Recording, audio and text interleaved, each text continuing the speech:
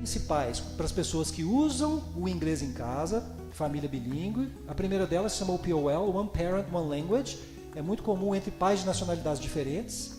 Um fala só inglês com a criança, o outro fala só português com a criança, por exemplo, o pai é americano. Ou, é exatamente isso que eu fiz. Desde que os meus me conheceram, eles não conheceram um pai falando português.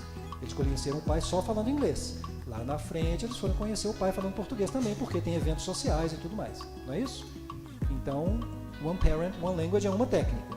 Geralmente usada quando a criança nasce. Então, ou seja, é para os novinhos isso aí. Né? Minority Language at Home é língua minoritária em casa. Muito comum, por exemplo, um casal de americanos que venham para o Brasil morar aqui. Dentro de casa eles falam inglês, fora de casa todo mundo fala português. É uma outra técnica usada. A outra se chama Time and Place, que significa se combina um lugar e um horário e um lugar para se falar inglês com a criança. Por exemplo, toda noite, na hora de jantar, é só inglês, tá bom? Na verdade, o que eu gosto para vocês que já interagem em português. Alguém já fala inglês com as crianças em casa, assim, o tempo todo?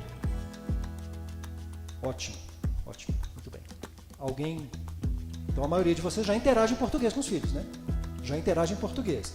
Então é para chegar amanhã em casa e falar assim, agora é só inglês. Mesmo que você já tenha o domínio da língua, não é o que nós recomendamos, não é isso.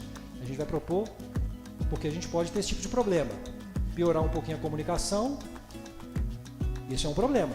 Você não pode dar um impacto, causar um impacto na sua comunicação com a criança de uma vez. E tem também outro problema, que é a sua insegurança com o idioma. Ups. Então você está em dúvida. Você não sabe se deve fazer isso, né?